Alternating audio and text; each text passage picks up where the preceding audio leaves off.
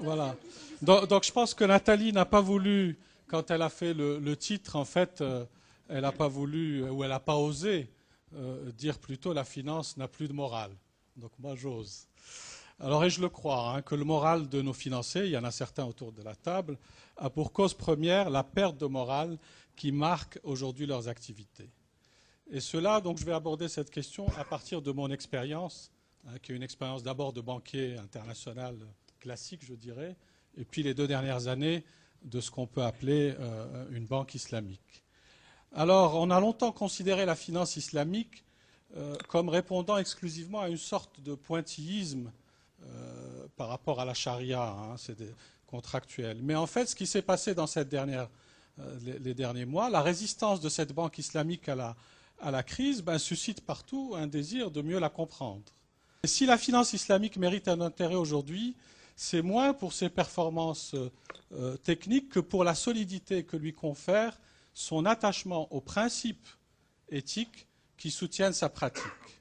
Alors, quand il s'agit de réfléchir comme on le fait aujourd'hui aux activités financières, et je rappelle, ce sont des activités basées sur la confiance, hein, étymologiquement, eh bien oui, je pense que la finance islamique offre matière à réflexion. Elle peut même être source d'inspiration pour ramener la finance moderne dans une sphère plus morale. Alors je vais vous donner quelques principes très simples, hein, en 4 minutes. L'argent ne crée pas d'argent, il est un simple moyen d'échange. Tout financement doit s'adosser à des actifs tangibles. Tout financement appelle un partage équitable des profits et des pertes. Tout investissement doit obéir à des critères éthiques. L'enrichissement, fruit de l'effort humain, ne peut pas être aléatoire. Une exigence de partage s'applique aux profits réalisés. Alors, il y en a bien d'autres.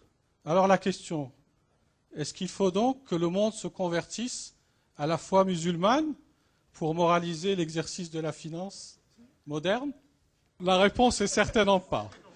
Parce que nous retrouvons l'essentiel des principes énoncés dans tous les courants spirituels, même ceux qui ne font pas appel à la transcendance. Parce que nous les retrouvons repris et laïcisés dans le courant philosophique des Lumières. Donc ma conviction se fonde sur la certitude que nous pourrions dégager de l'ensemble des grandes sagesses de l'humanité un corpus de valeurs partagées qui permettrait face au monde, au mobile dominant, gagner plus pour consommer plus, ça vous rappelle quelque chose, d'imposer l'idée simple que la finance, dans son exercice, ne peut et ne doit jamais transgresser le sens du bien commun universel. La poursuite de ce bien commun passe par des choix très concrets et radicaux. J'en citerai 3.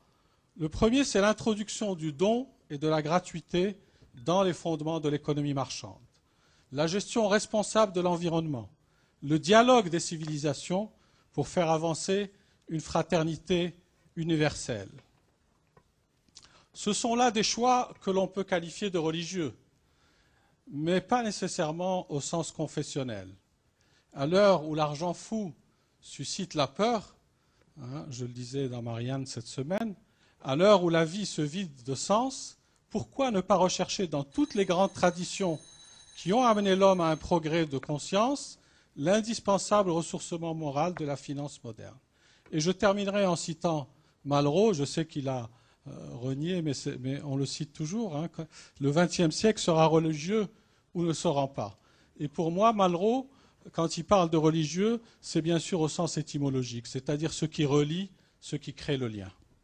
Donc je pense que la finance islamique, on partage les profits, mais les pertes aussi, parce que c'est ça, parce que c'est quoi l'intérêt? L'intérêt finalement, la différence entre la finance islamique, c'est que l'intérêt n'est pas fixé ex ante.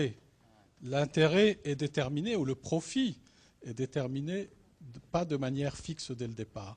Et donc c'est ça qui fait la grande différence. Ensuite, pour juste clore ce point-là, quand on fait un prêt en finance islamique, c'est-à-dire un prêt sans objet, effectivement, là on revient au prêt, c'est le crédit à la consommation, par exemple, ou quelqu'un qui, dans le besoin, parce qu'il a besoin de consommer, parce qu'il est pauvre, parce que quand est-ce qu'on prend? C'est pas quand on a de l'argent, on a de quoi consommer. Et donc c'est là où l'islam et les autres religions et aussi d'autres sagesses disent ben non, cet acte de prêt, c'est un don, c'est de la charité.